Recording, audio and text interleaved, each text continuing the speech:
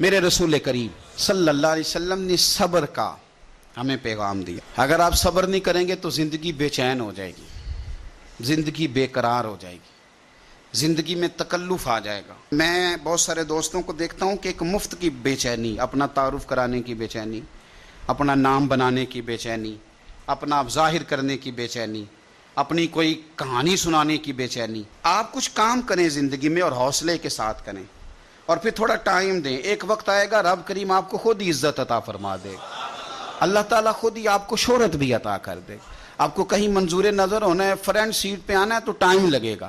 کچھ کر کے آئیں گے تو آپ کو بھی مزہ آئے گا, کچھ کر کے آئیں گے تو آپ کو بھی پتہ چلے گا کہ نہیں میں کسی وجہ سے آیا ہوں.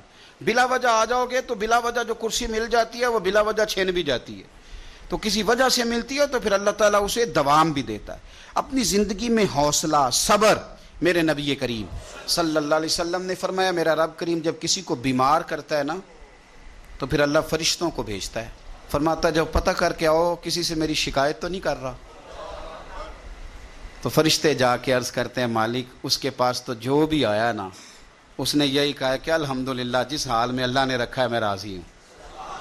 اس نے تیری شکایت نہیں کی, اس نے تیری رضا پہ اس بیماری کو تیری طرف سے آزمائش سمجھ کے قبول کیا.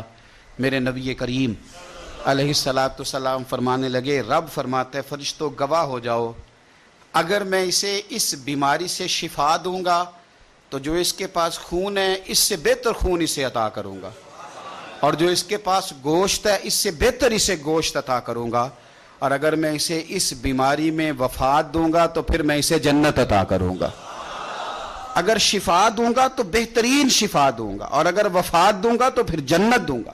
جب آپ حوصلے کے ساتھ چیزوں کو قبول کرتے ہیں, جب آپ کی طبیعت کے اندر صبر چھلکتا ہے, تیزی کے ساتھ لوگوں کے اندر سے حوصلہ رخصت ہوا ہے. اور میں دیکھتا ہوں کہ شکایتیں, شکوے, پریشانیاں, اور ہر بات میں لوگ یہ کہتے ہیں کہ جناب بڑی بری حالت ہے, پتہ نہیں کیا بننے والا ہے, جلدی سے کوئی معاملات ٹھیک ہو جائیں. اور بعض سنگی اس طرح کی باتیں بھی کرتے ہیں, وہ کہتے ہیں جناب میں تو نمازیں بھی 5 پڑھتا ہوں, میں تو روزانہ سویرے قرآن پاک بھی پڑھتا ہوں. تو میں اکثر پوچھتا ہوں کہ آپ قرآن پاک اس لیے پڑھتے ہیں کہ آپ کی دکان زیادہ چلے, کہ یہ اس لیے پڑھتے ہیں کہ اللہ راضی ہو جائے؟ آپ یہ تو دیکھیں کہ آپ عبادت کر رہے ہیں کہ تجارت کر رہے ہیں. ٹھیک ہے عبادت سے تلاوت سے رزق میں برکت ہوتی ہے, پر مقصود برکت نہیں, مقصود تو اللہ کو راضی کرنا ہے. تو ہم بڑی ساری جگہوں پر جلد باز ہیں. دیکھو اللہ تبارک و تعالیٰ نے ہر چیز کا ایک وقت مقرر کیا ہوا ہے, اور اپنے وقت پر وہ چیز انسان کو نصیب ہو جاتی. اگر آپ کے مزاج میں تحمل ہو, اگر آپ کی آج ٹانگ خدا نخواستہ کسی کی ٹانگ فریکچر ہو جاتی ہے تو کوئی ٹیکا ایسا نہیں بنا کہ ابھی لگے گا اور 20 منٹ کے بعد آپ اٹھ کے چلنے لگ جائیں گے. ایسا ہو سکتا نہیں. آپ کو آپریٹ کرانا ہے, 1 مہینہ دینا ہے, دوائی کھانی ہے, پٹیاں کرانی ہیں, وہ اپنے وقت پہ جا کے ٹھیک ہوگی.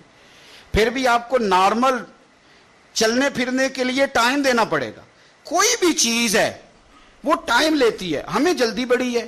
میرے نبی کریم صلی اللہ تعالیٰ علیہ وآلہ وسلم نے ارشاد فرمایا کچھ لوگ ایسے ہوں گے قیامت کے دن کہ اللہ تعالیٰ کی طرف سے منادی ہوگی, اس کو امام غزالی نے احیاء العلوم میں لکھا ہے, منادی ہوگی کہ فضیلت والے لوگ کدھر ہیں. فرشتے پوچھیں گے فضیلت والے لوگ کدھر ہیں, تو کچھ لوگ تھوڑے سے لوگ ہوں گے جو جلدی جلدی سے اٹھیں گے اور وہ جنت کی طرف جانے لگیں گے. تو فرشتے ان سے پوچھیں گے بھئی تم فضیلت والے بھی ہو اور جلدی جلدی جنت میں جا رہے ہو, تو بتاؤ تو صحیح تم اصل میں ہو کون؟ تو وہ کہیں گے ہم وہ لوگ ہیں جن پر ظلم کیا جاتا تھا تو ہم صبر کرتے تھے, اور اگر کوئی تکلیف دیتا تھا تو ہم اسے معاف کر دیتے تھے, اور اگر کوئی جہالت کرتا تھا تو ہم جواب میں بردباری کرتے تھے. بس اس کی برکت سے اللہ نے فضیلت والے بھی بنا دیا ہے اور جنت بھی عطا کی جا رہی ہے.